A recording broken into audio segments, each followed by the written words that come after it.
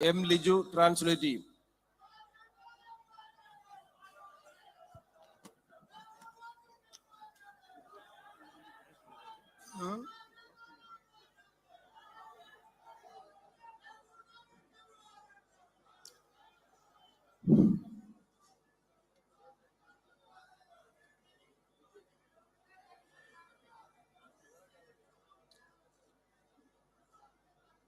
Sri K.C. Venugopalji, General Secretary, Organization. Sri K. Sudhakarnji, President, Kerala Congress Committee. Sri V.D. Satishan, CLP leader. Sorry, because short of time, I can't take the names of all the important leaders who are sitting on the dais and also the people, leaders who are sitting there. So all senior leaders on the dais, friends from the media and brothers and sisters. AICCയുടെ സംഘടനാ ചുമതലയുള്ള general secretary Shri K.C. Venugopal, KPCC അധ്യക്ഷൻ Shri K. Sudhakaran അവർകൾ, മറ്റ് ഏറ്റവും ബഹുമാന്യരായ നേതാക്കൾ, സമയ ചുരുക്കം നിമിത്തം മുഴുവൻ ആളുകളുടെയും പേര് പറയുന്നില്ല.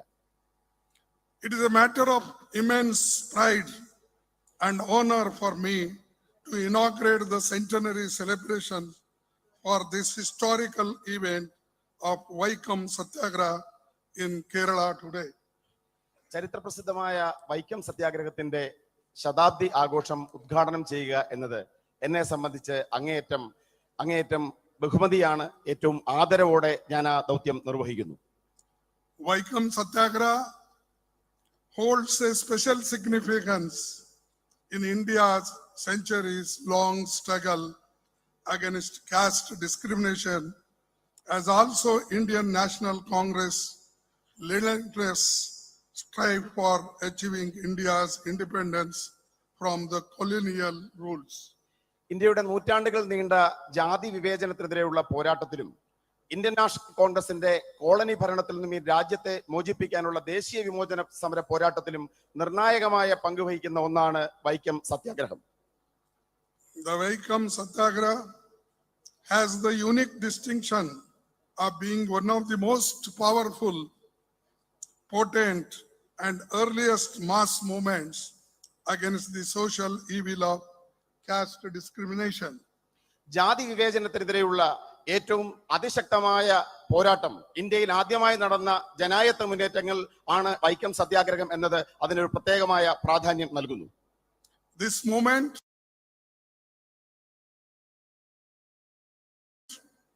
was initiated almost 100 years ago on this very day in 1924 by then Kerala Pradesh Congress Committee. ഇന്നേക്ക് ഏകദേശം ഒരു നൂറ്റാണ്ട് മുമ്പ് ഇതേ ദിവസത്തിൽ അന്നത്തെ പ്രദേശ് കോൺഗ്രസ് കമ്മിറ്റിയാണ് വൈക്കം സത്യാഗ്രഹം എന്ന ഇതിഹാസതുല്യമായ സമരത്തിന് തുടക്കം കുറിച്ചത്.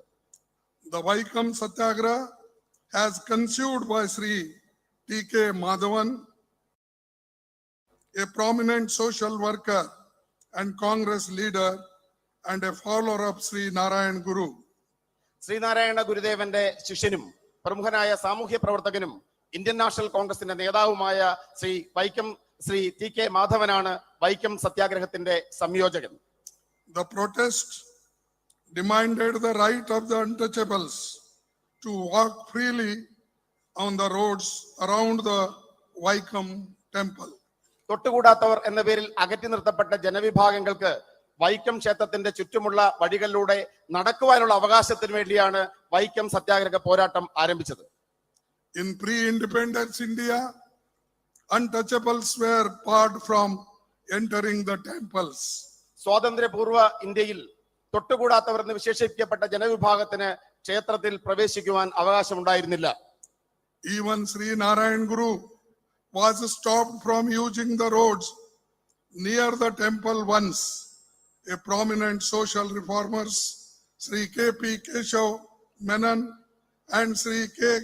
Kellappan were also actively associated with this movement. എന്തിനേറെ പറയുന്നു, ശ്രീനാരായണ ഗുരുദേവന് പോലും ഒരിക്കൽ വൈക്കം ക്ഷേത്രത്തിന്റെ ചുറ്റുവട്ടമുള്ള വഴികളിലൂടെ നടക്കുവാനുള്ള അവകാശം നിഷേധിക്കപ്പെട്ടിരുന്നു. പ്രമുഖരായ സാമൂഹ്യ പരിഷ്കർത്താക്കൾ ശ്രീ കെ കേളപ്പനും KP കേശവമേനോനും വൈക്കം സത്യാഗ്രഹത്തിന് നേതൃത്വം കൊടുത്ത പ്രമുഖരായ വ്യക്തികളാണ്. Being most prominent NSS leader, Sri Mannath Padmanabhan led a jatha supporting Vaikom Satyagraha. Vaikom സത്യാഗ്രഹത്തെ പിന്തുണച്ചുകൊണ്ട് പ്രമുഖനായ മുന്നോക്ക സമുദായ നേതാവ് ശ്രീ മന്നത്ത് പത്മനാഭൻ വൈക്കത്തു നിന്നും തിരുവനന്തപുരത്തേക്ക് സവർണ ജാഥ നയിച്ചു.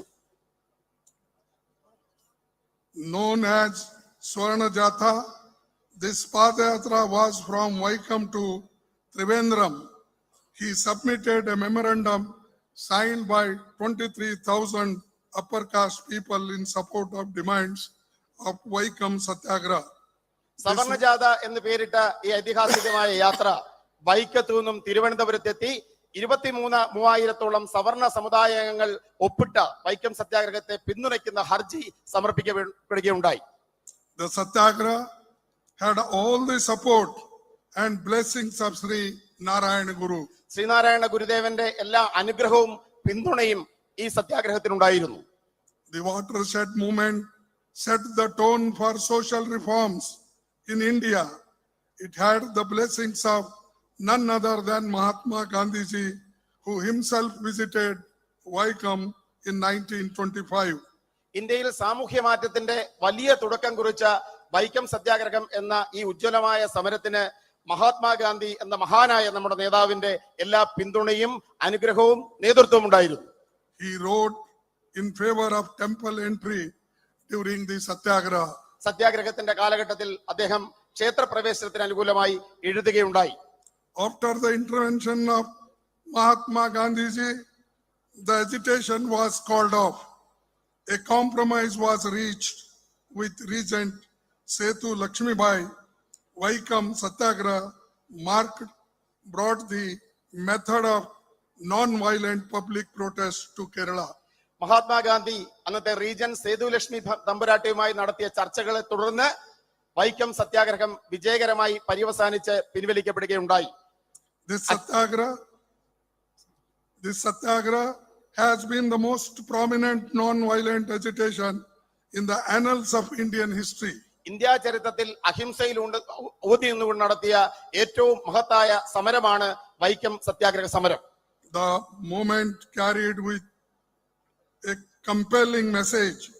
It enthused people all across India, hailing from different castes and religions, to be a part of this movement to open temple gates for everyone. ഈ രാജ്യത്ത് കോടിക്കണക്കിന് ജനതയ്ക്ക് പ്രചോദനം നൽകി. വ്യത്യസ്തമായ ജാതി മത വർണ്ണ വിഭാഗങ്ങൾപ്പെടുന്ന ലക്ഷക്കണക്കിന് മനുഷ്യർക്ക് ആ മനുഷ്യരെ ക്ഷേത്രപ്രവേശനം എന്ന അവകാശത്തിന് വേണ്ടി അണിനിരത്തുവാനും അതിലോട്ട് മുന്നോട്ട് വരുവാനും വൈക്കം സത്യാഗ്രഹത്തിന് വിജയം കാരണമായി. This movement was not only precursor to the temple entry movements in Kerala, but also played a pivotal role in the social and cultural transformation of the state. കേവലം നമ്മുടെ സംസ്ഥാനത്ത് ക്ഷേത്രപ്രവേശനത്തിലേക്ക് മാത്രമല്ല വൈക്കം സത്യാഗ്രഹത്തിന്റെ വിജയം വഴിതെളിച്ചത്. നമ്മുടെ നാടിന്റെ സാംസ്കാരികവും അതോടൊപ്പം തന്നെ സാമൂഹ്യമായ മാറ്റങ്ങളിൽ നിർണായകമായ പങ്കാണ് വൈക്കം സത്യാഗ്രഹം വഹിച്ചത്. Mahatma Gandhi ji did not just become a part of the Vaikom Satyagraha. He was continuously active till the temple entry law was passed. കേവലം വൈക്കം സത്യാഗ്രഹത്തിൽ പങ്കാളിയാവുക മാത്രമല്ല മഹാത്മജി ചെയ്തത്, ക്ഷേത്രപ്രവേശനത്തിലുള്ള പ്രഖ്യാപനം വരുന്നതുവരെ ഈ സമരത്തിന്റെ നേതൃത്വത്തിലും പങ്കാളിത്തത്തിലും അദ്ദേഹം നിർണായകമായ പങ്ക് വഹിച്ചു. He made many journeys in South India during his lifetime. He visited Kerala 5 times, starting from 1920 to 1937. 1920 മുതൽ 1937 വരെയുള്ള കാലഘട്ടത്തിൽ ദക്ഷിണേന്ത്യയിലും കേരളത്തിലും ഈ ആവശ്യം മുൻനിർത്തി അദ്ദേഹം നിരവധി സന്ദർശനം നടത്തുകയുണ്ടായി. കേരളത്തിൽ അദ്ദേഹം 5 തവണയാണ് സന്ദർശിച്ചത്. During the Satyagraha in 1925, Gandhiji had a long conversation with Sri Narayana Guru at Sivagiri Mutt. 1925 Vaikom സത്യാഗ്രഹത്തിൽ പങ്കെടുക്കുവാനായി കേരളത്തിലെത്തിയപ്പോൾ ശിവഗിരിയിലെത്തി അദ്ദേഹം ശ്രീനാരായണ ഗുരുദേവനുമായി ദീർഘമായ ഒരു സംഭാഷണം നടത്തുകയുണ്ടായി. He spent 2 days in the Sri Narayan Guru's ashram. അദ്ദേഹം ശ്രീനാരായണ ഗുരുദേവന്റെ ആശ്രമത്തിൽ 2 ദിവസം ചെലവിടുകയുണ്ടായി. In the presence of Sarvasri C. Rajgopalacharya, E.V. Ramaswamy Naikar, Ramdas Gandhi, Mahadev Desai, Advocate N. Kumaran acted as a translator. അദ്ദേഹം ഈ അവസരത്തിൽ അവിടെ താമസിക്കുന്ന സമയത്ത് ശ്രീ രാജഗോപാലാചാരി, ശ്രീ മഹാദേവ ദേശായി, അദ്ദേഹത്തിന്റെ പുത്രൻ രാംദാസ് ഗാന്ധി എന്നിവർ അദ്ദേഹത്തോടൊപ്പം സന്നിഹിതരായിരുന്നു. മഹാത്മാജിയും നാരായണ ഗുരുദേവനും തമ്മിലുള്ള സംഭാഷണത്തെ പരിഭാഷപ്പെടുത്തിയത് ശ്രീ എൻ കുമാരനായിരുന്നു. Gandhiji became aware of the problems of backward classes. Apart from untouchability, he was greatly influenced by his ideas and even referred to Sri Narayan Guru as his spiritual teacher. Sreenarayana ഗുരുദേവനുമായുള്ള സംഭാഷണത്തെ തുടർന്ന് തൊട്ടുകൂടായ്മയുടെ പ്രശ്നങ്ങളെ കുറിച്ച് മാത്രമല്ല മഹാത്മജി ബോധവാനായത്. മഹാത്മജി ശ്രീനാരായണ ഗുരുദേവന്റെ സംഭാഷണങ്ങളിൽ പ്രചോദനാവുകയും അദ്ദേഹത്തെ തന്റെ ആത്മീയ ഗുരുവായി കരുതുകയുമുണ്ടായി. This meeting became milestone for the upcoming movements. When Gandhiji made his last visit to Kerala in 1937, he especially remembered Sri Narayana Guru. മഹാത്മജിയുടെ ജീവിതത്തിലെ നിർണായകമായ ഒരു മുഹൂർത്തമായി ഈ സംഭാഷണം മാറുകയുണ്ടായി. 1937 അദ്ദേഹം കേരളം സന്ദർശിച്ചപ്പോൾ ശ്രീനാരായണ ഗുരുദേവനെ കുറിച്ച് പ്രത്യേകമായ പരാമർശമാണ് അദ്ദേഹം നടത്തുകയുണ്ടായത്. Congress leaders and workers were the backbone of Vaikom Satyagraha, which lasted from 30 March to 1924 to 23 November 1925. Congress നേതാക്കന്മാരും പ്രവർത്തകരുമാണ് 1924 മാർച്ച് 30 മുതൽ 1925 നവംബർ 20 വരെ നീണ്ട സുദീർഘമായ ഈ സത്യാഗ്രഹ സമരത്തിന്റെ നട്ടെല്ലായി മാറിയത്. Vaikom Satyagraha changed the social history of Kerala for good. കേരളത്തിന്റെ സാമൂഹ്യ ചരിത്രത്തിന് മാറ്റമുണ്ടാക്കിയ നിർണായകമായ സമരമാണ് വൈക്കം സത്യാഗ്രഹം. In the early 1930s, the Vaikom Satyagraha also inspired Guruvayur Satyagraha in then Malabar district, in which Congress leaders participated. 1930 ആദ്യ പാദങ്ങളിൽ മലബാറിൽ ഗുരുവായൂർ സത്യാഗ്രഹത്തിന് പ്രചോദനമായി മാറിയത് Vaikom സത്യാഗ്രഹമാണ്. RSS had no role in this movement. RSSന് ഈ മഹത്തായ സമരത്തിൽ യാതൊരു പങ്കുമില്ല. RSS came into existence only in September 1925. RSS ഈ രാജ്യത്ത് നിലവിൽ വന്നത് തന്നെ 1925 സെപ്റ്റംബർ 30 മാത്രമാണ്. So they can't claim they have worked for the backward classes and untouchables in those days. ഈ രാജ്യത്തെ പിന്നോക്ക വിഭാഗങ്ങൾക്കും തൊട്ടുകൂടാത്തമായ ജനവിഭാഗങ്ങൾക്കും വേണ്ടി എന്തെങ്കിലും ചെയ്തു എന്ന് അവകാശപ്പെടുവാൻ അവർക്ക് ഒരിക്കലും സാധ്യമല്ല. With the old commitment of Mahatma Gandhi, social reform leaders of Kerala and other Congress leaders to remove social inequalities and injustices prevailing in the society, the movement gained huge momentum all over the country. മഹാത്മജിയുടെയും കേരളത്തിലെ സാമൂഹ്യ നവോത്ഥാന നേതാക്കന്മാരുടെയും കോൺഗ്രസിന്റെ നിരവധി നേതാക്കന്മാരുടെയും ഉറച്ച പിന്തുണയിൽ ഈ രാജ്യത്ത് ആകമാനം വലിയ സാമൂഹ്യ മാറ്റങ്ങൾ ഉണ്ടാക്കിക്കൊണ്ട് ഈ മഹാപ്രസ്ഥാനം പടർന്നു കയറുകയുണ്ടായി. In 1923, Kakinada session of the Congress party, presided over by Maulana Muhammad Ali, Sri T.K. Madhavan introduced a resolution against the untouchability. 1923 Maulana Muhammad Ali അധ്യക്ഷനായ കാക്കിനാട കോൺഗ്രസിൽ ശ്രീ ടി കെ മാധവൻ ഐത്തോച്ചാടനം ഒരു പ്രമേയമായി അവതരിപ്പിക്കുകയുണ്ടായി. Later, in December 1924, a detailed resolution against untouchability was passed in Belgaum session of Congress, where Mahatma Gandhi got elected as Congress president in 1924, which falls in my state. പിന്നീട് 1924 മഹാത്മജി അധ്യക്ഷനായി തെരഞ്ഞെടുക്കപ്പെട്ട ബെൽഗാം കോൺഗ്രസിൽ കൂടുതൽ വിശദമായ ഐത്തോച്ചാടന പ്രമേയം അവതരിപ്പിക്കുകയുണ്ടായി. ഭാഗ്യവശാൽ ബെൽഗാം എന്റെ നിയോജക മണ്ഡലത്തിലാണ് എന്ന് പറയുന്നതിൽ എനിക്ക് അഭിമാനമുണ്ട്. It was the same session where Mahatma Gandhi presided as the AICC president for the first time. Mahatmaji ആദ്യമായി അഖിലേന്ത്യാ കോൺഗ്രസ് കമ്മിറ്റിയുടെ അധ്യക്ഷ സ്ഥാനം ഏറ്റെടുത്തത് Belgaum സെഷനിലാണ്. Congress party also made a continuous efforts in imparting education and opening up various avenues for the upliftment of the oppressed classes. അടിച്ചമർത്തപ്പെട്ട ജനവിഭാഗങ്ങളുടെയും വിദ്യാഭ്യാസത്തിനും വേണ്ടി നിരവധി പദ്ധതികളാണ് ഇന്ത്യൻ നാഷണൽ കോൺഗ്രസ് ആവിഷ്കരിച്ചത്. Congress also a committee on untouchability as far back as in 1929, consisting of Pandit Madan Mohan Malviyaji, Sri Jamanlal Bajaj as secretary to the committee to study and deal with the state. 1929 ഐത്തോച്ചാടനത്തെ മുൻനിർത്തി പണ്ഡിറ്റ് മദൻ മോഹൻ മാളവിയും ജംനാലാൽ ബജാജിനെ secretary ആക്കിക്കൊണ്ടും ഇതിനെക്കുറിച്ച് പഠിക്കുവാൻ ഒരു committee Indian National Congress രൂപീകരിക്കുകയുണ്ടായി.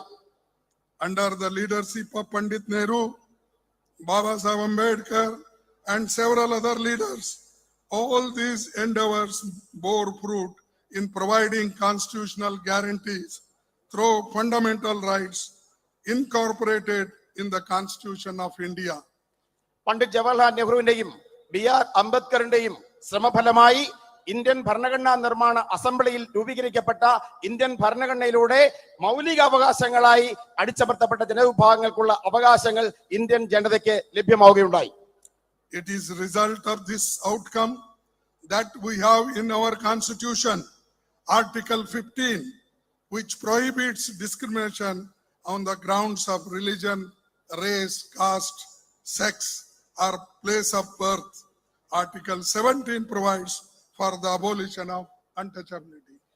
ഈ ഇടപെടലുകളുടെ ഫലമായി ഇന്ത്യൻ ഭരണഘടനയുടെ അനുച്ഛേദം 15 പ്രകാരം ലിംഗത്തിന്റെയോ ജനിച്ച സ്ഥലത്തിന്റെയോ ജാതിയുടെയോ മതത്തിന്റെയോ പേരുള്ള എല്ലാ തരത്തിലുള്ള വിവേചനവും ഇന്ത്യൻ ഭരണഘടന തടഞ്ഞിരിക്കുന്നു. അതോടൊപ്പം ഇന്ത്യൻ ഭരണഘടനയുടെ ആർട്ടിക്കിൾ 17 സമാനമായ രീതിയിലുള്ള എല്ലാ വിവേചനത്തെ, മതത്തിന്റെ പേരിലുള്ള വിവേചനത്തെ തടഞ്ഞിരിക്കുന്നു. ഇതെല്ലാം തന്നെ ഭരണഘടനയിൽ ഇന്ത്യൻ നാഷണൽ കോൺഗ്രസും നെഹ്റുവും അംബേദ്കറേയും പോലെയുള്ള മഹാന്മാർ നടത്തിയ ഇടപെടലിന്റെ ഫലമാണ്. Dr. Baba Saheb Ambedkar famously in his speech in the Constituent Assembly on 25th November 1949 said, "In politics, we will have equality, and in social and economic life, we will have inequality." 1949 November മാസം 25-ാം തീയതി Indian ഭരണഘടനാ അസംബ്ലിയിൽ doctor BR. Ambedkar നടത്തിയ ചരിത്രപ്രസിദ്ധമായ പ്രസംഗം. അദ്ദേഹം പറഞ്ഞു, നമ്മുടെ രാഷ്ട്രീയത്തിൽ നമുക്ക് തുല്യതയുണ്ട്, എന്നാൽ നമ്മുടെ സാമ്പത്തിക രംഗത്തും സാമൂഹ്യ രംഗത്തും ഈ തുല്യത നമുക്ക് അവകാശപ്പെടുവാൻ സാധ്യമല്ല. In politics, we will be recognizing the principles of one man, one vote, and one vote, one value. രാഷ്ട്രീയത്തിൽ നമ്മൾ അംഗീകരിക്കുന്നു, ഒരു വ്യക്തിക്ക് ഒരു വോട്ടാണുള്ളത്, ഒരു വ്യക്തിയുടെ വോട്ടിന് ഒരേ മൂല്യമാണുള്ളത്. In our social and economic life, we shall, by reason of our social and economic structure, continue to deny the principle of one man, one value. എന്നാൽ നമ്മുടെ സാമ്പത്തിക രംഗത്തും സാമൂഹ്യ രംഗത്തും നമ്മുടെ രാജ്യത്ത് നിലവിലുള്ള സാമൂഹ്യ ഘടനയുടെയും സാമ്പത്തിക ഘടനയുടെയും ദൗർബല്യത്താൽ ഒരു വ്യക്തിയുടെ ഒരേ മൂല്യം എന്ന ആശയത്തെ നമ്മൾ ഈ മേഖലകളിൽ നിരാകരിക്കുകയാണ്. How long shall we continue to live this life of contradictions? ഇത്തരം വൈരുദ്ധ്യങ്ങളുടെ ഒരു ജീവിതത്തെ നമുക്ക് എത്ര കാലം മുന്നോട്ട് കൊണ്ടുപോകാൻ സാധിക്കും? How long shall we continue to deny equality in our social and economic life? നമ്മുടെ സാമൂഹ്യ സാമ്പത്തിക ജീവിതത്തിൽ തുല്യത എന്ന ഈ അവകാശത്തെ നിഷേധിച്ചുകൊണ്ട് നമുക്ക് എത്ര കാലം മുന്നോട്ട് പോകുവാൻ സാധിക്കും? If we continue to deny it for long, we will do so only by putting our political democracy in peril. ഇത്തരത്തിൽ മുന്നോട്ട് പോവുകയാണെങ്കിൽ, തുല്യത നിഷേധിച്ച് മുന്നോട്ട് പോവുകയാണ് എന്നുണ്ടെങ്കിൽ നമ്മുടെ രാഷ്ട്രീയ ജനാധിപത്യത്തിന്റെ നാശത്തിലേക്കായിരിക്കും ഈ നിഷേധം വഴിതെളിക്കുന്നത്. If we continue to deny it for long, we will do so only by putting our political democracy in peril, and we must remove this contradiction at the earliest possible moment, or else those who suffer from inequality will blow up the structure of political democracy which this assembly has to laboriously build up. നമ്മുടെ സാമൂഹ്യ സാമ്പത്തിക ജീവിതത്തിൽ തുല്യത നിഷേധിച്ചുകൊണ്ടുള്ള പ്രവർത്തനങ്ങളുമായി നമ്മൾ മുന്നോട്ട് പോയാൽ ഏത് വ്യക്തികൾക്കാണോ ഈ സാമൂഹ്യ നീതിയും സാമ്പത്തിക നീതിയും നിഷേധിക്കപ്പെടുന്നത് അവരുടെ രോഷത്തിൽ ഈ രാഷ്ട്രത്തിന്റെ രാഷ്ട്രീയ ജനാധിപത്യം തകരുന്നതിന് നമ്മൾ സാക്ഷ്യം വഹിക്കേണ്ടി വരും.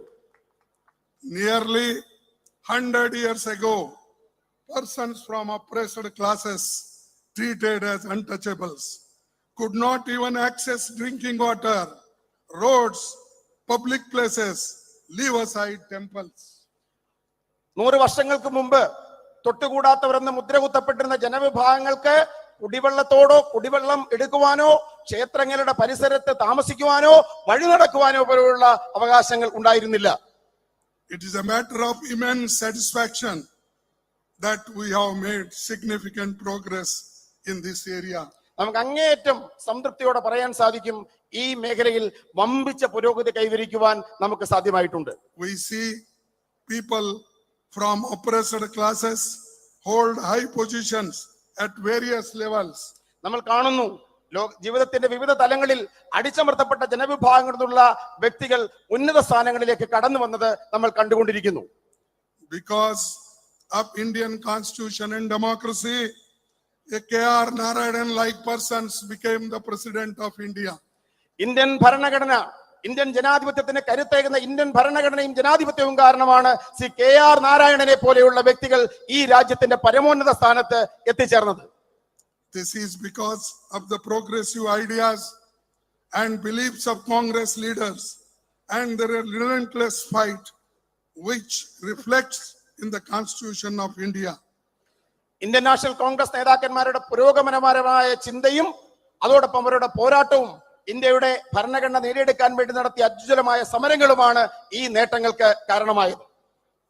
Its provisions of one person, one vote, right to equality and right to equal opportunity. ഒരു വ്യക്തിക്ക് ഒരോട്ട്, എല്ലാവർക്കും തുല്യത, അവസരങ്ങളുടെ മൗലികാവകാശം, ഇതൊക്കെയാണ് ഈ രാജ്യത്ത് മാറ്റങ്ങൾ ഉണ്ടാക്കിയത്. ഇന്ത്യൻ ഭരണഘടന ഉറപ്പ് നൽകിയ ഈ മാറ്റങ്ങൾ, ഈ അവകാശങ്ങൾ. It also shows the significance of the Vaikom Satyagraha, which is credited as the first anti-caste struggle in India. ഈ രാജ്യത്ത് ജാതിക്കെതിരെയുള്ള ആദ്യ സമര പോരാട്ടമായ വൈക്കം സത്യാഗ്രഹത്തിന് തീർച്ചയായും ഈ മാറ്റങ്ങളുടെ നേട്ടം അവകാശപ്പെടുവാൻ സാധിക്കും. The India that we built stands at crossroads today. It was the Congress party that laid a struggle foundation for a vibrant and thriving democracy. നമ്മൾ ഇത്തരത്തിൽ നേടിയെടുത്ത ഇന്ത്യ ഇന്നൊരു ദശാസന്ധിയിലാണ്, ഒരു പ്രതിസന്ധിയിലാണ്. നമ്മുടെ ഉജ്ജ്വലവും ഊർജ്ജസ്വലവുമായ ജനാധിപത്യം, ഇന്ത്യൻ നാഷണൽ കോൺഗ്രസ് നേടിയെടുത്ത ഊർജ്ജസ്വലമായ ജനാധിപത്യം ഇന്ന് പ്രതിസന്ധി നേരിടുന്നു. We also sought to ensure equality, justice, fraternity and fundamental freedoms for all our citizens. ഈ രാജ്യത്തെ ജനങ്ങൾക്ക് തുല്യതയും നീതിയും സാഹോദര്യവും എല്ലാ മനുഷ്യർക്കും തുല്യമായ അവകാശങ്ങളും ഉറപ്പുവരുത്താനുള്ള പോരാട്ടം ഇന്ത്യൻ നാഷണൽ കോൺഗ്രസ് നടത്തിയിരുന്നു. Now the very foundation of Indian democracy is being attacked on daily basis by those in power. ഇന്ന് ഓരോ ദിവസവും ഈ രാജ്യത്ത് അധികാരത്തിരിക്കുന്നവർ ഇന്ത്യൻ ജനാധിപത്യത്തിന്റെ അടിത്തറ തകർക്കുവാൻ ഓരോ ദിവസവും ശ്രമിച്ചുകൊണ്ടിരിക്കുകയാണ്. Sri Rahul Gandhi ji disqualified from Lok Sabha was the darkest day in the history of Indian democracy. Indian ജനാധിപത്യത്തിലെ ഏറ്റവും കറുത്ത ദിനമാണ് ശ്രീ രാഹുൽ ഗാന്ധി ഇന്ത്യൻ ലോക്സഭയിൽ നിന്നും അയോഗ്യനാക്കപ്പെട്ട ദിവസം.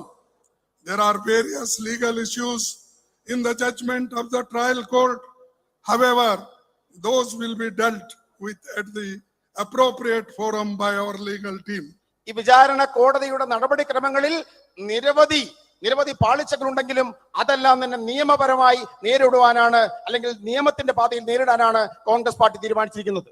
However, BJP government manipulations in the matter must be pointed out. If we see the timeline of the whole case, it could not be clearer than this. എങ്കിലും BJP. സർക്കാർ ഈ കേസിൽ നടത്തിയിട്ടുള്ള ഇടപെടലുകൾ, ഈ കേസിന്റെ കാലക്രമം പരിശോധിക്കുമ്പോൾ അവർ നടത്തിയിട്ടുള്ള തെറ്റായ ഇടപെടലുകൾ ജനത്തിന്റെ മുമ്പിൽ വിളിച്ചു പറയുവാനുള്ള തീരുമാനം ഇന്ത്യൻ നാഷണൽ കോൺഗ്രസ് എടുത്തിട്ടുണ്ട്. Modi government deliberately allowed this exercise to play out. Number one, 13th April 2019, Rahul Gandhi makes an election speech in Kolar, Karnataka. 2019 Lok Sabha election സമയത്ത് കർണാടകത്തിലെ കോലാറിൽ രാഹുൽ ഗാന്ധി അദ്ദേഹത്തിന്റെ പ്രസംഗം നടത്തുകയുണ്ടായി. 16th April 2019, BJP MLA files the case in Surat, Gujarat. 2019 April മാസം 16-ാം തീയതി ഗുജറാത്തിൽ നിന്നുള്ള BJP. MLA സൂറത്ത് കോടതിയിൽ കേസ് ഫയൽ ചെയ്തു. 7th March 2022, the complainant himself seeks a stay from Gujarat High Court on his own complaint. High Court grants the stay. 2022 March മാസത്തിൽ ഇതേ പരാതിക്കാരൻ ഗുജറാത്ത് ഹൈക്കോടതിയെ സമീപിച്ച് ഈ കേസിന്റെ വിചാരണ, സ്വയം കൊടുത്ത കേസിന്റെ വിചാരണ നിർത്തിവെക്കുവാൻ അനുമതി നേടിയെടുക്കുകയുണ്ടായി. 7th February 2023, Rahul Gandhi makes a speech in Lok Sabha exposing the Modi-Adani nexus. 2023 ഫെബ്രുവരി മാസം 23-ാം തീയതി ഇന്ത്യൻ ലോക്സഭയിൽ അദാനിയും നരേന്ദ്രമോദിയും തമ്മിലുള്ള ബന്ധം തുറന്നു കാട്ടിക്കൊണ്ടുള്ള പ്രസംഗം ശ്രീ രാഹുൽ ഗാന്ധി നടത്തി. 16th February 2023, the complainant withdraws his own request for a stay in the Gujarat. 2023 ഫെബ്രുവരി മാസം 16-ാം തീയതി ഗുജറാത്ത് ഹൈക്കോടതിയെ സമീപിച്ച പരാതിക്കാരൻ തന്റെ ഹർജിയിന്മേലുള്ള സ്റ്റേ നീക്കിയെടുക്കുന്നതിൽ വിജയിച്ചു. 27th February 2023, hearing resumes in the trial court. 2023 ഫെബ്രുവരിയിൽ വിചാരണ കോടതിയിൽ ഈ കേസുമായി ബന്ധപ്പെട്ട വാദം ആരംഭിച്ചു. 27-ാം തീയതി, ഫെബ്രുവരി മാസം 27-ാം തീയതി. 23rd March 2023, the trial court convicts Sri Rahul Gandhi ji. ദിവസങ്ങൾക്കകം 2023 March മാസം 23-ാം തീയതി വിചാരണ കോടതി ശ്രീ രാഹുൽ ഗാന്ധിയെ ചുരുങ്ങിയ സമയത്തിനുള്ളിൽ വിചാരണ പൂർത്തീകരിച്ച് ശിക്ഷിച്ചു. Within a matter of 20-25 days, the case is restarted. The hearing is completed. Rahul Gandhi ji handed out a maximum punishment of 2 years. കേവലം 25 ദിവസത്തിനകം കേസ് പുനരാരംഭിച്ച് വാദം പൂർത്തീകരിച്ച് ആ കുറ്റത്തിന് കിട്ടാവുന്ന പരമാവധി ശിക്ഷയായ 2 വർഷം തടവ് ചുമത്തപ്പെട്ട് ശ്രീ രാഹുൽ ഗാന്ധിയെ കോടതി അയോഗ്യനാക്കി. On the same day, Modi ji meets Speaker of Lok Sabha. On the same day, അതേ ദിവസം ഇന്ത്യൻ ലോക്സഭയുടെ സ്പീക്കറെ നരേന്ദ്രമോദി നേരിട്ട് കാണുകയുണ്ടായി. രാഹുൽ ഗാന്ധിയെ കോടതി ശിക്ഷിച്ച അതേ ദിവസം ലോക്സഭാ സ്പീക്കറെ നരേന്ദ്രമോദി നേരിട്ട് കണ്ടു. And then the country witnessed what happened. We must look at the lightning speed at which Sri Rahul Gandhi ji was disqualified and asked to vacate his official residence. പിന്നീട് നമ്മൾ കാണുന്നത് മിന്നൽ വേഗത്തിൽ രാജ്യം സാക്ഷ്യം വഹിച്ചു. മിന്നൽ വേഗത്തിൽ രാഹുൽ ഗാന്ധി അയോഗ്യനാക്കപ്പെടുന്നു. അദ്ദേഹത്തിന്റെ ഔദ്യോഗിക വസതി ഒഴിയുവാൻ അദ്ദേഹത്തിന് നോട്ടീസ് നൽകപ്പെടുന്നു.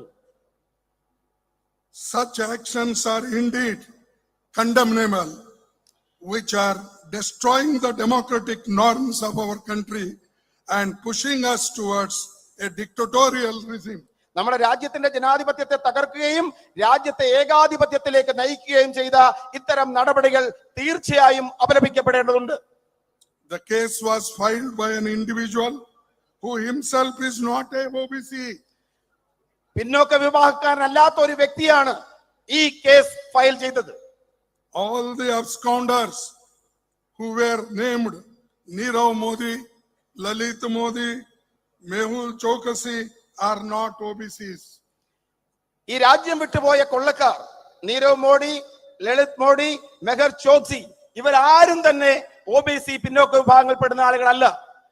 But BJP is trying to build up false propaganda of so-called insult to the OBC. എന്നാൽ ഈ രാജ്യത്തെ ജനങ്ങളുടെ മുമ്പിൽ ബി.ജെ.പി. കുപ്രചരണം അഴിച്ചുവിടാൻ ആഗ്രഹിക്കുന്നു. ഇവരെല്ലാം തന്നെ പിന്നോക്ക വിഭാഗക്കാരാണ്, ഇവർ അപമാനിക്കപ്പെട്ടു എന്ന കുപ്രചരണം അഴിച്ചുവിടുവാൻ ബി.ജെ.പി. ശ്രമം നടത്തിക്കൊണ്ടിരിക്കുന്നു. This is all being done to distract public attention from the real issues of BJP's corruption and loot of public money.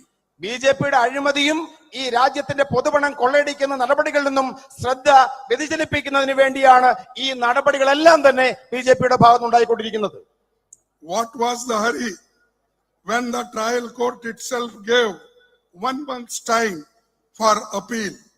This reflects brutal vindictiveness of Modi.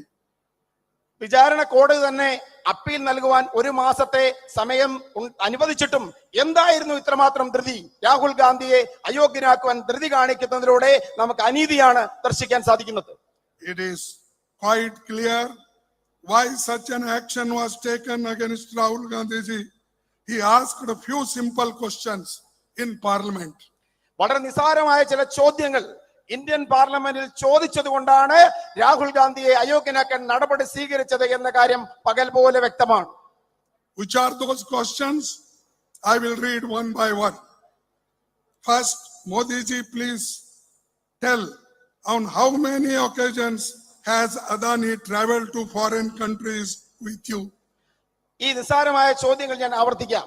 എത്ര തവണ ഗൗതം അദാനി പ്രധാനമന്ത്രി നരേന്ദ്രമോദിക്കൊപ്പം വിദേശ രാജ്യങ്ങൾ സന്ദർശിച്ചു? Second, how many occasions did Adani join the Modi ji latter? എത്ര തവണ നരേന്ദ്രമോദിയുടെ വിദേശയാത്രയിൽ ഗൗതം അദാനി പിന്നീട് വന്നു ചേർന്നു?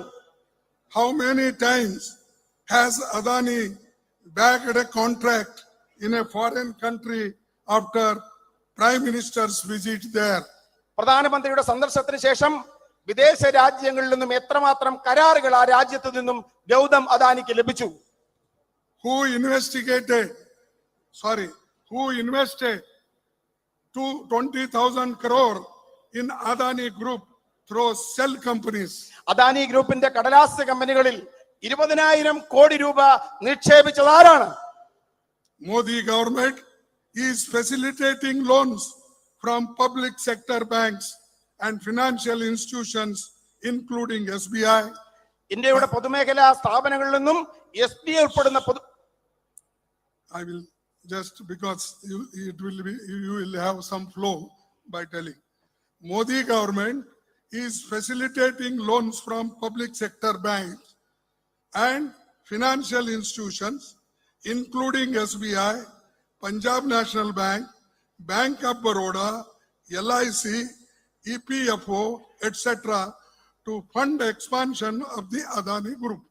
അദാനി ഗ്രൂപ്പിന്റെ പുരോഗതിക്ക് വേണ്ടി ഈ രാജ്യത്തിലെ പൊതുമേഖലാ സ്ഥാപനങ്ങളിൽ നിന്നും പൊതുമേഖലാ ബാങ്കുകളായ SBI, Punjab national bank, LIC ഉൾപ്പെടെയുള്ള സ്ഥാപനങ്ങളിൽ നിന്നും വലിയ തോതിൽ പണം, അതോടൊപ്പം തന്നെ എംപ്ലോയ്മെന്റ് പ്രോവിഡന്റ് ഫണ്ടിൽ നിന്നുമുള്ള പണം പോലും അദാനി ഗ്രൂപ്പിന്റെ വികസനത്തിന് വേണ്ടി കേന്ദ്ര സർക്കാർ ലഭ്യമാക്കിയിട്ടുണ്ട്. Adani uses the same money to buy a public property. Money is ours. Property is also ours, public property. But it is being used to take over public sector units including airports, ports, gas, coal, mines, railways, etc. ഈ പൊതുമേഖലാ സ്ഥാപനങ്ങളിൽ നിക്ഷേപിക്കപ്പെട്ട നമ്മുടെ പണം, ഈ പണം ഉപയോഗിച്ചുകൊണ്ടാണ് അദാനി രാജ്യത്തിന്റെ പൊതുമേഖലയുടെ സ്വത്തുക്കൾ വാങ്ങിയത്. രാജ്യത്തിന്റെ എയർപോർട്ടുകൾ, രാജ്യത്തിന്റെ കപ്പൽശാലകൾ, ഇത്തരം സ്ഥാപനങ്ങളെല്ലാം നമ്മുടെ പണം ഉപയോഗിച്ചുകൊണ്ട് ഈ നമ്മുടെ സ്വത്തുക്കൾ Gautam Adani വാങ്ങുകയുണ്ടായി. This also has another dangerous trend. It is the public sector units which provide assured employment to millions of people, including SC, ST, and other backward classes. By selling all PUCs, the Modi government is taking away all assured jobs. ഈ രാജ്യത്തെ പിന്നോക്ക വിഭാഗങ്ങൾക്ക് തൊഴിലുറപ്പ് നൽകിയിരുന്നത് പൊതുമേഖലാ സ്ഥാപനങ്ങളാണ്. ഈ പൊതുമേഖലാ സ്ഥാപനങ്ങൾ സ്വകാര്യ വ്യക്തികൾക്ക് വിൽക്കുന്നതിലൂടെ രാജ്യത്തെ കോടിക്കണക്കിന് വരുന്ന പിന്നോക്ക ജനവിഭാഗങ്ങൾക്ക് തൊഴിൽ കിട്ടാനുള്ള അവസരമാണ് നരേന്ദ്രമോദി സർക്കാർ നിഷേധിക്കുന്നത്. Right of reservation of SC, ST and OBC and worsening the employment crisis in the country. രാജ്യത്തെ പിന്നോക്ക വിഭാഗങ്ങൾക്കും പട്ടികജാതി പട്ടിക വിഭാഗങ്ങൾക്കും അവകാശമായിട്ടുള്ള സംവരണം ഇത്തരത്തിൽ നിഷേധിക്കപ്പെടുന്നു. As many as 30 lakh vacancies are currently to be filled in these. 15 lakhs would have gone to reserved categories. നമ്മുടെ രാജ്യത്ത് 30 ലക്ഷത്തോളം തൊഴിൽ അവസരങ്ങൾ രാജ്യത്ത് പൂർത്തീകരിക്കപ്പെടാതെയുണ്ട്. അതിൽ 15 ലക്ഷവും നിഷേധിക്കപ്പെട്ടിരിക്കുന്നത് പിന്നോക്ക ജനവിഭാഗങ്ങൾക്കാണ്, അവർക്ക് കിട്ടേണ്ടതാണ്. Forget creating new jobs.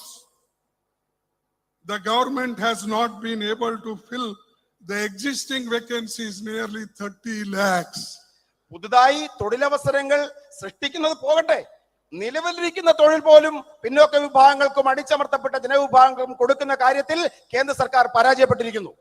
I asked Modi, where are your 2 crores jobs per year? Now there should be nearly 18 crores jobs you should have given to the poor people of this country. ഞാൻ മോഡിയോട് ചോദിക്കാൻ ആഗ്രഹിക്കുന്നു, നിങ്ങൾ പറഞ്ഞു പ്രതിവർഷം 2 കോടി തൊഴിൽ നിങ്ങൾ ഈ രാജ്യത്തെ ജനങ്ങൾക്ക് കൊടുക്കും. അങ്ങനെയാണെങ്കിൽ ഈ 9 വർഷം കൊണ്ട് 18 കോടി തൊഴിൽ നിങ്ങൾ കൊടുക്കേണ്ടതായിരുന്നു. എവിടെയാണ് ആ തൊഴിൽ? Where is your 15 lakhs of rupees to each family? ഓരോ കുടുംബത്തിനും നിങ്ങൾ കൊടുക്കാമെന്ന് പറഞ്ഞ 15 ലക്ഷം രൂപ എവിടെ?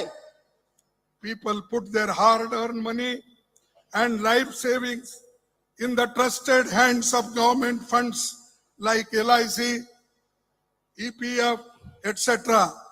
However, the BJP government has not even spared the money of poor people, ordinary workers and laborers. ഈ രാജ്യത്തിലെ ഏറ്റവും സാധാരണക്കാരും തൊഴിലാളികളും കഷ്ടപ്പെട്ടുണ്ടാക്കിയ പണവും അവരുടെ ജീവിത സമ്പാദ്യവും നിക്ഷേപിക്കപ്പെട്ടിരുന്നത് LICയിലും EPFയിലുമാണ്. നരേന്ദ്രമോദി സർക്കാർ ഈ പണം പോലും കൊടുക്കുന്ന ഈ പണത്തെ പോലും വെറുതെ വിടുവാൻ തയ്യാറായില്ല. They are handing over every last penny to their friends on the platter. അവരുടെ ചെങ്ങാത്ത മുതലാളിമാർക്ക് ഇതിലെ ഓരോ പനിയും ഓരോ തുകയും കൊടുക്കുവാൻ അവർ തയ്യാറായിരിക്കുന്നു. In the UPA government, when I was the Union Minister of Labor, we never risked public money. It was during our tenure only that the EPF interest rate was at the record high of 9.5% interest we gave. UPA സർക്കാരിന്റെ കാലഘട്ടത്തിൽ, ഞാൻ തൊഴിൽ വകുപ്പ് മന്ത്രിയായിരുന്ന കാലഘട്ടത്തിൽ, 1 രൂപ പോലും സാധാരണക്കാരന്റെ 1 രൂപ പോലും ഇത്തരം ഒരു റിസ്കിന് വിട്ടുകൊടുക്കാൻ ഞങ്ങൾ തയ്യാറായിരുന്നില്ല. അന്ന് EPFന്റെ പലിശ നിരക്ക് 9.5% ഞാൻ ഉയർത്തിയത്. No doubt the entire opposition has come together to save democracy, to safeguard the constitution and fundamental rights enshrined in our constitution, including freedom of speech and expression, in support of Sri Rahul Gandhi ji. ഒരു സംശയവുമില്ല, ഈ രാജ്യത്തെ പ്രതിപക്ഷമെല്ലാം ഒരുമിച്ചിരിക്കുന്നു. ഈ രാജ്യത്തിന്റെ ജനാധിപത്യത്തെ സംരക്ഷിക്കാൻ, ഈ രാജ്യത്തിന്റെ ഭരണഘടനയെ സംരക്ഷിക്കാൻ, ഈ രാജ്യത്തിന്റെ ഭരണഘടന ഉറപ്പു നൽകുന്ന മൗലികാവകാശങ്ങളായ ആശയ പ്രചരണത്തിലുള്ള സ്വാതന്ത്ര്യത്തെ സംരക്ഷിക്കുവാൻ രാഹുൽ ഗാന്ധി എന്ന നേതാവിന്റെ ഈ ജനാധിപത്യത്തെ സംരക്ഷിക്കാൻ പോരാട്ടം നടത്തുന്ന രാഹുൽ ഗാന്ധിക്ക് പിന്നിൽ രാജ്യത്തെ പ്രതിപക്ഷം ഒന്നടങ്കം അണിനിരന്നിരിക്കുന്നു. A nation that was built with the sweat and blood of lakhs of martyrs and freedom fighters is slowly witnessing onslaughts by dictatorial regime. ഈ രാജ്യം സൃഷ്ടിക്കപ്പെട്ട ലക്ഷക്കണക്കിന് രക്തസാക്ഷികളുടെ കണ്ണുനീരും വിയർപ്പും കൊണ്ട് സൃഷ്ടിക്കപ്പെട്ട ഈ മഹത്തായ രാജ്യത്തെ തകർക്കുന്ന ഏകാധിപത്യപരമായ ഭരണകൂടത്തിന്റെ പ്രവർത്തനങ്ങൾക്കാണ് നമ്മൾ സാക്ഷ്യം വഹിച്ചുകൊണ്ടിരിക്കുന്നത്. All our independent institutions are being undermined and destroyed. നമ്മുടെ എല്ലാ സ്വതന്ത്ര സ്ഥാപനങ്ങളും തകർക്കപ്പെട്ടിരിക്കുന്നു, ഇടിച്ചു താഴ്ത്തപ്പെട്ടിരിക്കുന്നു. Despite the grave charges of corruption, fraud, diverting funds to offshore companies on Adani Group and its adverse impact on the Indian economy. Despite the grave charges of corruption, fraud, diverting funds to offshore companies on Adani Group and its adverse impact on the Indian economy, why is Modi ji hell bent on defending his friend Mr. Adani. നമ്മുടെ രാജ്യത്തിന്റെ പണം ഇത്തരത്തിൽ മാറ്റിയിട്ടും ഏറ്റവും ഭീകരമായ അഴിമതി ആരോപണങ്ങൾ നിലനിന്നിട്ടും തന്റെ ചങ്ങാത്ത മുതലാളിയായ ഗൗതം അദാനിയെ ന്യായീകരിക്കാൻ എന്തുകൊണ്ടാണ് നരേന്ദ്രമോദി മുന്നോട്ട് വരുന്നത്? People want to know why is their hard-earned money being looted by BJP government. നമുക്ക് ജനങ്ങൾ അറിയാൻ ആഗ്രഹിക്കുന്നു, അവർ കഷ്ടപ്പെട്ട് സമ്പാദിച്ച പണം എന്തുകൊണ്ടാണ് BJP സർക്കാർ കൊള്ളയടിക്കുന്നത് എന്നറിയാനുള്ള അവകാശം ഈ രാജ്യത്തെ ജനങ്ങൾക്കുണ്ട്. For this reason, we are demanding a joint parliamentary probe. അതുകൊണ്ടാണ് സംയുക്ത പാർലമെന്ററി സമിതിയുടെ അന്വേഷണം ഈ വിഷയങ്ങളിൽ നമ്മൾ ആവശ്യപ്പെടുന്നത്. In the Modi Adani matter, in our demand, is our demand unreasonable? Why is the government running away from the inquiry? ഈ നമ്മുടെ ആവശ്യങ്ങൾ ന്യായമല്ലേ? എന്തുകൊണ്ടാണ് ഈ അന്വേഷണത്തിൽ നിന്നും നരേന്ദ്രമോദി സർക്കാർ ഒഴിഞ്ഞു മാറുന്നത്? When it is time to attack opposition leaders, media houses, NGOs, ED, CBI and income tax department are activated within hours. പ്രതിപക്ഷത്തെയും മാധ്യമങ്ങളെയും ഇവരെ എതിർക്കുന്ന ശക്തികളെയും ആക്രമിക്കപ്പെടുമ്പോൾ മണിക്കൂറുകൾക്കകമാണ് ഇഡിയും ഇൻകം ടാക്സും CBIയും രംഗത്തിറങ്ങുന്നത്, കൂടുതൽ ഊർജ്ജസ്വലമായി മുന്നോട്ട് വരുന്നത്. However, when there are grave charges against your friend, all institutions including ED, CBI, SEBI, Finance Ministry, etc. are all found sleeping. എന്നാൽ തന്റെ സുഹൃത്തായ ഗൗതം അദാനിക്ക് നേരെ ആരോപണങ്ങൾ ഉയർന്നു വരുമ്പോ ഈ സ്ഥാപനങ്ങൾ ഇഡിയും ഇൻകം ടാക്സും സെബിയും എല്ലാം ഉറങ്ങുന്നതാണ് നമുക്ക് കാണുവാൻ സാധിക്കുന്നത്. Is there any doubt to the fact that Modi ji is trying to save his friend? എന്തെങ്കിലും സംശയമുണ്ടോ? മോദിജി അദ്ദേഹത്തിന്റെ സുഹൃത്തിനെ സംരക്ഷിക്കാൻ ശ്രമിക്കുകയാണ് എന്ന കാര്യത്തിൽ എന്തെങ്കിലും സംശയം ആർക്കെങ്കിലും ഉണ്ടോ? Why is the Modi government not constituting a joint parliament committee? എന്തുകൊണ്ടാണ് മോദി ഗവൺമെന്റ് ഒരു സംയുക്ത പാർലമെന്ററി സമിതി രൂപീകരിക്കാത്തത്? The BJP government has a clear majority in parliament. BJP സർക്കാരിന് പാർലമെന്റിൽ വ്യക്തമായ ഭൂരിപക്ഷമുണ്ട്. So clearly BJP will also have a majority members in the JPC. അതുകൊണ്ട് തന്നെ സംയുക്ത പാർലമെന്ററി സമിതിയിൽ BJP അംഗങ്ങൾക്കായിരിക്കും ഭൂരിപക്ഷം എന്ന കാര്യത്തിലും ഒരു സംശയവുമില്ല. Then what is it really that the BJP government fears? പിന്നെ എന്തിനെയാണ് BJP സർക്കാർ ഭയക്കുന്നത്? If the JPC is constituted, all relevant evidence and documents will come before the committee. Ministries, investigating agencies, company officials will all summoned before the committee. Will get know the real factual position and the truth will come out for all to see. ഇത്തരത്തിൽ സംയുക്ത parliamentary സമിതി രൂപീകരിക്കപ്പെടുകയാണെങ്കിൽ ആ സംയുക്ത parliamentary സമിതിക്ക് മുമ്പാകെ രേഖകൾ, അതോടൊപ്പം തന്നെ ഇതുമായി ബന്ധപ്പെട്ട് നിൽക്കുന്ന കമ്പനികൾ, ഉദ്യോഗസ്ഥന്മാർ തുടങ്ങി എല്ലാ കാര്യങ്ങളും രംഗത്ത് വരും. ഇത് ജനങ്ങൾ അറിയാനിടയാകും, ജനസമക്ഷത്ത് മുന്നോട്ട് വരുമെന്നുള്ളത് കൊണ്ടാണ് സംയുക്ത പാർലമെന്ററി സമിതിയെ BJP സർക്കാർ ഭയക്കുന്നത്. Modi ji must come clean on this. Why is shying away from the setting of the JPC? For the sake of saving his friend, Modi ji is ready to sacrifice everything. Our parliament, democracy, Indian constitution, it does not matter. Can you believe the complete budget session of parliament is being washed out just to save one person, Adani? ഇത്തരമൊരു സംയുക്ത parliamentary സമിതി കുറ്റവിമുക്തനാക്കിയാൽ എല്ലാ ആരോപണങ്ങളിൽ നിന്നും ശ്രീ നരേന്ദ്രമോദി പുറത്തു വരും. പക്ഷേ അദ്ദേഹം അതിന് തയ്യാറല്ല. അദ്ദേഹത്തിന്റെ സുഹൃത്തിനെ രക്ഷിക്കുവാൻ വേണ്ടി ഈ രാജ്യത്തിന്റെ ജനാധിപത്യം, ഇതിന്റെ പാർലമെന്ററി ഡെമോക്രസി തുടങ്ങിയ എല്ലാ കാര്യങ്ങളെയും അദ്ദേഹം ബലികഴിക്കുവാൻ തയ്യാറാണ്. നിങ്ങൾ വിശ്വസിക്കുമോ? കഴിഞ്ഞ പാർലമെന്ററി സെഷൻ, ബജറ്റ് സെഷൻ മുഴുവൻ തന്നെ അദ്ദേഹം ഈ കാരണത്താൽ സസ്പെൻഡ് ചെയ്യുകയുണ്ടായി, ഇല്ലാതാക്കുകയുണ്ടായി, തടസ്സപ്പെടുത്തുകയുണ്ടായി. All BJP leaders, cabinet ministers, prime minister are working overtime to save Adani. എല്ലാ BJP നേതാക്കന്മാരും BJPയുടെ മന്ത്രിമാരും അദാനിയെ രക്ഷിക്കുന്നതിന് വേണ്ടിയുള്ള അമിതമായ ഓവർ ടൈം എടുത്ത് പ്രവർത്തിക്കുകയാണ്. The government has unleashed all its might to silence opposition parties. എല്ലാ തരത്തിലുള്ള സ്രോതസ്സുകളെയും പ്രതിപക്ഷ പ്രസ്ഥാനങ്ങളെ നിശബ്ദരാക്കുവാൻ തങ്ങളുടെ എല്ലാ സ്രോതസ്സുകളെയും government ഉപയോഗപ്പെടുത്തുകയാണ്. In 1950, right after India's independence, Nehruji said, I don't want India to become a country where millions of people say yes to one person.